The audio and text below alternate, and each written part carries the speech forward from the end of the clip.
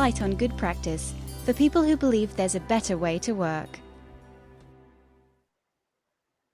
Good afternoon and welcome to Engage for Success radio show number 589, How Leaders Plan for Turning Points. Today we're going to be talking about the key to transformational success. I'm Jo Dodds, your host for today. I'm an engagement consultant working within the Engage for Success core team. The Engage for Success movement is an inclusive movement committed to the idea that there is a better way to work by releasing more of the capability and potential of people at work. We spread the word about employee engagement and shine a light on good practice, inspiring people and workplaces to thrive. And we're widely supported across the UK, involving the public, private and third sectors. If you go to our website, engageforsuccess.org, you can use the link at the bottom of the page to join our newsletter list, and all our social media links are there too. My guest today is Valeria Winkworth, who's EY Director, Technology-Led Transformation Expert. So welcome, getting my tongue all in a twist now. Welcome, Valeria. Thanks for joining me.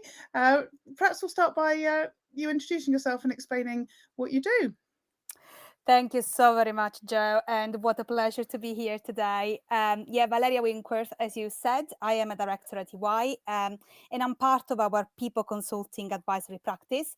I do operate mostly in the major program transformation space, and as you said, that's specifically around all tech-enabled transformations and workplace transformations. And I have been a big ambassador of our Humans at the Center research from the very start. So it is a real pleasure and an honor to be here today with you to talk about it. Lovely, excellent. Well, you talked about Humans at the Center research. Well, what is it? Where did it come from? That's a very interesting question. One of the most common statistics around transformation is that despite of all investments, only 30 to 40% of transformations still succeed. And if you think about that, I think it's quite crazy, because when you put that type of statistics to any other type of investment, if it is, development, infrastructures, buildings, that would be absolutely unacceptable. And yet organizations still resign themselves to such a high rate of failure. So I think that's really where this incredible collaboration between EY and University of Oxford Said Business School started. Because we launched the program together, a program of research into what are the actual factors that drive success or failure into a transformation. And it will come to absolutely no surprise that humans were then highlighted as the key determining element of the transformation, therefore humans at the center. And I said it before, I'm a big ambassador and a big believer on this piece of research, because it's really grounded not only in qualitative, but also in quantitative research. So it started with interviews with 25 plus leaders across the globe, across industries, and we got over 2,000 people, individuals involved into quantitative surveys, 50-50 split between leaders and other members of the organization. And in the latter part of the research, we've also introduced case studies.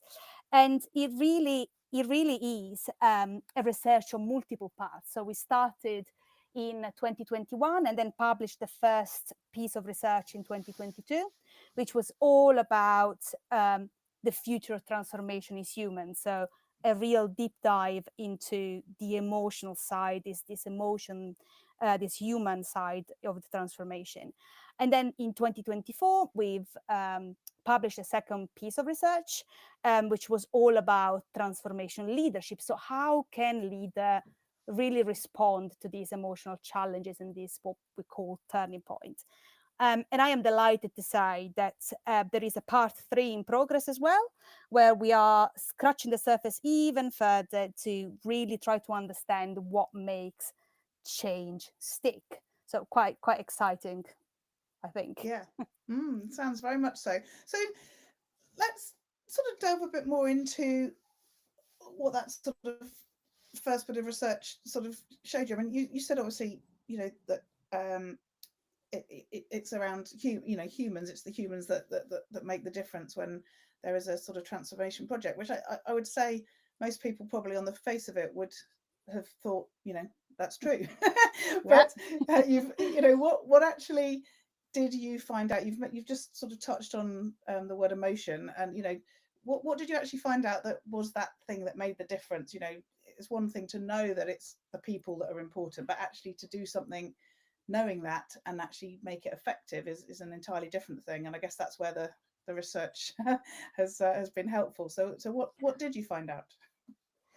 100%. And I think you absolutely hit the nail on the head there. At face value, it feels all very obvious, the humans and the emotion are so central. But really, the first part of the research uncovered, I suppose, with real numbers, that success or failure of transformation is deeply rooted in human behavior. Which, as you quite rightly were saying, it does mean taking emotions in consideration. Now, if you do think about any transformations that you've been part of, there is a real stress on what we call the rational side. So think about, you start the transformation and you start setting KPIs, dashboards, time, budget, all the hard measures, or what they are considered hard measures of a transformation.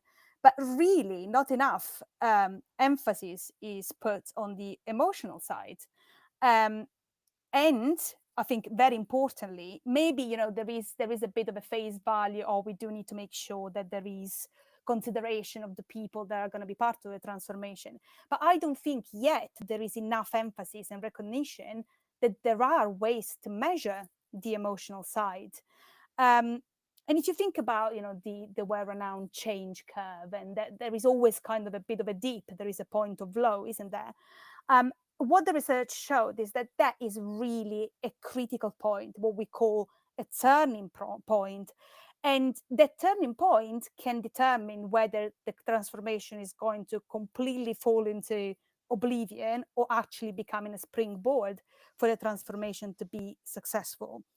And there is a real emphasis as part of the research that when there is upfront investment, not only into the rational side, because absolutely we shouldn't forget the rational side of a transformation and the KPIs and all of that, but also into the emotional side, finding ways to measure the emotion, the rate of success of a transformation can really, really increase quite dramatically.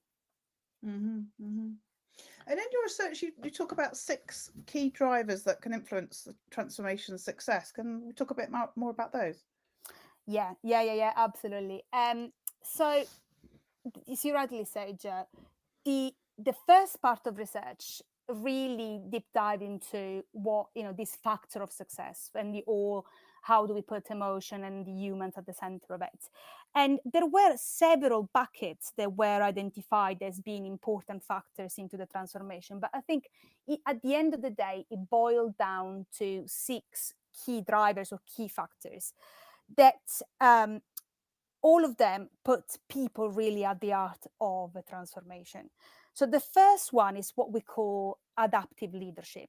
Is really the power of the we, is the leaders that actively engage into a transformation, are present, are the forefront of the transformation, but also aren't afraid of pivoting and are part of the journey themselves. The second driver is what we call the purposeful vision. And I think it's a very common way to describe the North Star, knowing that there is a North Star and a purpose within a transformation, but really roots down to making sure that everybody understands the why. Why are we doing this? Why are we disrupting ourselves? Why are we changing the status quo? The third one is psychological safety. And this is really about putting measures in place so that all voices are heard, and there is a real culture of listening, open listening to all voices throughout the transformation. The fourth is my personal favorite, actually, and it's called discipline freedom. And it's this fantastic concept, I think, of empowering people that are part of the transformation to actually self-disrupt in order to progress. And it is almost like an invitation to experiment, fail, make mistake, learn from them and do it quick. in order to progress and springboard a transformation, which I think, is very linked to the psychological safety element, because you cannot do one without the others. Point 5 is what we call purposeful technology, which is obviously, using technology to make it real and make it quick, but interestingly, thinking tech as an aid to the transformation as opposed to the solution. And then finally, collaboration. So deliberate co-creation, making sure that transformation happens with people rather than to people. And the transfer, the research, the first part of research looked at each and every one of these buckets. And each of those, if taken in isolation, can be, as you probably can imagine, a big springboard for success. However, what the research showed is that when each and every one of these 6 elements is put together, is actually realized together, you can increase rates of success of your transformation by 2.6-fold. And if you think about it, that's a whopping number, right? And what I think is actually interesting is, you might have picked on it, what we are talking about here really is a different way to think about leadership, right? And I use the term leadership in a bit of a looser way, because leaders of a transformation are not only or necessarily just those people higher up in the organization that by the cream of their rank are leaders, but actually leaders, when you think about each and every one of those 6 key drivers, leaders are all those people that are in a position that can drive the success of a transformation, in my head, irrespective of the rank. So yeah, big, already from the very, very beginning, from our first piece of research, a big emphasis on new ways of working and new type of leadership, I think. And so when you're putting some transformation project together and you've got those 6 drivers, is it, do you literally just go through them and make sure you've covered each of those things off with the plan, or do you make a plan for each of the 6 that then ends up where you want to be? How do you actually use them? So personally, I think, Joe, is more about how do you embed each and every one of those 6 elements from the beginning to the end. There is an element, I think, of, I was saying it before as well, that's absolute upfront investment, right? And upfront investment also means, without shade of the doubt, being actually able to engage the leaders of the transformation into what does each and every one of these 6 drivers mean in the context of this specific transformation of your specific organization, of the outcomes that you want to deliver. So I do actually like to start with a big leadership session to think about what does this look like in practice for you, for this change and going forward. And then at the back of that, of course, there is a plan to implement or think about intervention that touch each one of these drivers. But you probably can sympathize, it's never a linear process of a plan that starts, it goes from A to B. It has to be an iterative and process, and most importantly, I think, is it has to be tailored to what each transformation tries to deliver, right? Not every transformation is created equal. No. So how can leaders sort of navigate the emotional challenges? Again, it's a bit, it's one thing to say that it's important to support people and to understand that, the emotional side of things is really important, but a completely different thing to actually, support it and manage it, in the right way, because it's a challenge, isn't it? There's so many different people with different responses to things. So how can leaders navigate that and make sure that those emotional challenges are dealt with effectively? You are so right, and it goes back to the not every transformation is created equal, and at the risk to be slightly repetitive, but is all about that upfront investment. And even in this case, and this is what the second piece of research really focused on, is about building early warning system around human emotion. So if we go back quickly to the concept of the turning points, I think we can all agree having a turning point in any sort of transformation, whether there is small, medium, big, or gigantic, is absolutely unavoidable. And more often than not, a transformation will encounter more than one turning point, right? And it's all about, as I was saying before, how leaders react to those turning points that can determine where the transformation is going. So think about, some of the transformations that you might have experienced. There are transformations that end up stagnating, and that's normally when, there is an issue, something is happening, and something is postponed. Think about the typical example, oh, we're going to go live in 6 months, or actually we're going to postpone it, and a year and a half later, before you know it, you're still at the same point you were a year before. There are obviously those that basically you end up kind of going into lack of success, programs that get canned for whatever reason. And then there are those where these moments of absolute crisis, if you like, a little bit, are actually used to pivot quickly and, as I was saying before, a springboard. Now, emotions are the earliest and strongest signal that the turning point is about to happen. But as we were saying, just before, very rarely measured. To navigate this turning point, our 2024 research bottled it up to really 3 things that leaders can do.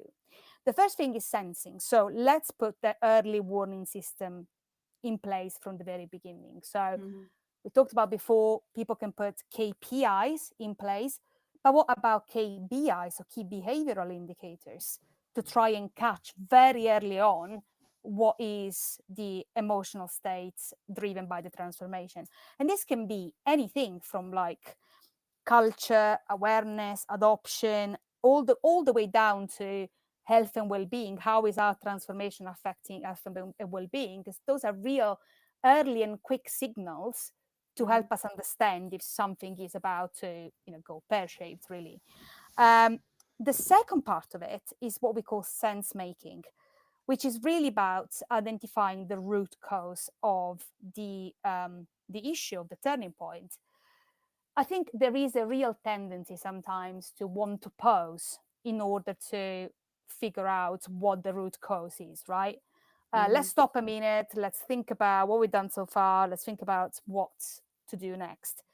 Actually, what the research showed, which I think is really interesting, is that sometimes co-creating a path forward as opposed to pausing is the quickest and most effective way to identify what the root cause is. And this goes back to me, to one of those 6 drivers, as I was saying before, the discipline, freedom. So let's empower people involved to trial, make mistake, learn quickly, and pivot as quickly as we did. And then the final point is what we identify as acting, which is basically, we've now understood emotionally what's happening. We've kind of pinpointed what the root cause of the issue is now time to reestablish those 6 drivers in light of what we've just learned. So what I was saying before, seldom this is linear. We have to revisit those 6 drivers as we go along.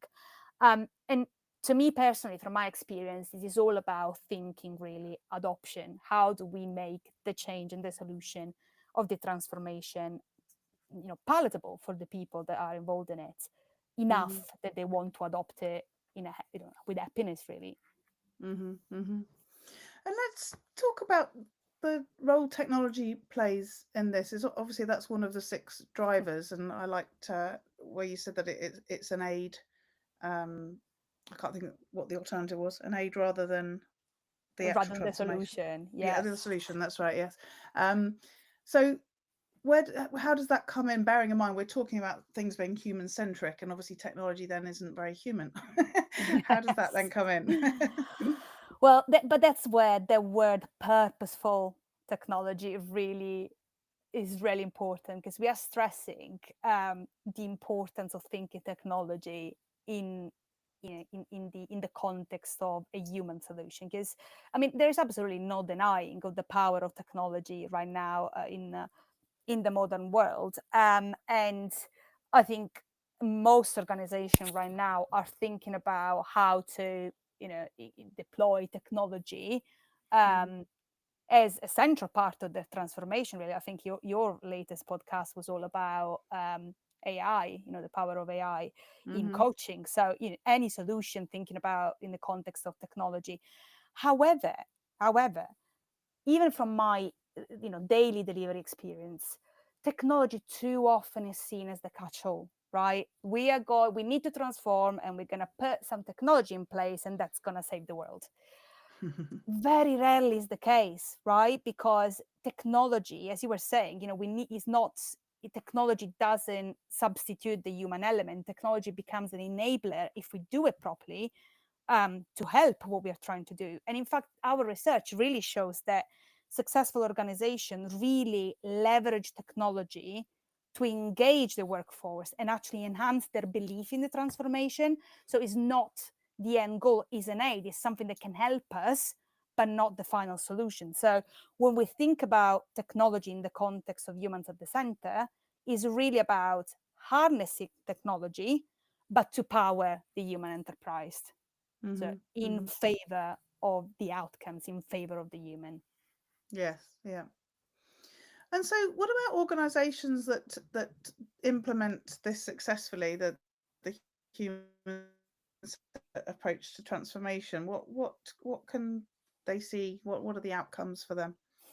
Well, I think the numbers from the research are really quite incredible and are really quite encouraging. So the research really shows that those organizations that put humans at the center of their transformation are 12 times more likely to overperform their KPIs, which I think is incredible, right?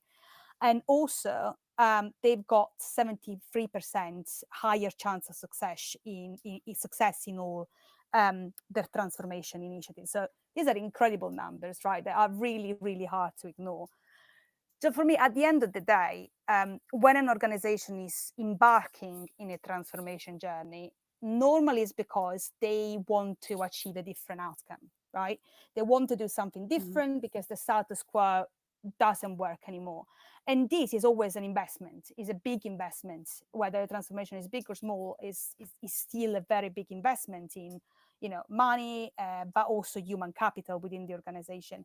So yes, it's about achieving the outcome, but it should be about achieving the outcome sustainably. I think we can all put in place some sort of plan to go from A to B and say, well, we actually achieved the outcome that we set off to achieve. But in order for an outcome to truly be achieved, it has to last, right? It has to sustainably last. So in order to do so, it means that the people that are receiving the change actually need to adopt it and adopt it long term. So the numbers talk for themselves from the research, but really, if you think about it, this really needs to be all about recognizing, understanding, and then elevating the human's experience as a whole, which for me is about recognizing that humans aren't another work stream into a transformation. They really are the central part of a transformation per se. So people who've been through these transformations, what would they be saying? It's all done and dusted and it worked. What do you think those people on the receiving end of it, if you like, would they be saying? Well, it's interesting you say that, because even if I think about some of these case studies, I think most of them, if you go and actually read some of the case studies of the research per se, the common denominator is it goes back to the why, it goes back to the original purpose. So when a transformation has been absolutely successful and humans have been put at the center and people have been part of the journey and they've co-created and experimented, there is a almost 100% feeling from the surveys that people knew why they were doing what they were doing, and they understand the purpose, and they can see the North Star, and they understand the why, and actually a real feeling that they've been part of the story, which, if you like, is again a massive emotional indicator at the end as much as it was at the start. Yeah. Lovely. Thank you so much for your time today, Valeria. It's been so interesting sort of delving into this, as we say, starting with, of course it's about humans, but actually what does that really mean? It's been really interesting to get, really detailed into what that really does mean, and how organizations can affect transformation in a different way. So thank you for joining me today. It was a pleasure. Thank you very much, Jo. And just let you know, next week Jo Moffat will be back, and she's talking to Brian Ranson, and weirdly they're talking about crafting human-led targeted internal communication. So there's another very human-focused topic next week. So they'll be back with you then. Engage for Success Radio, raising the profile of employee engagement and shining a light on good practice for people who believe there's a better way to work.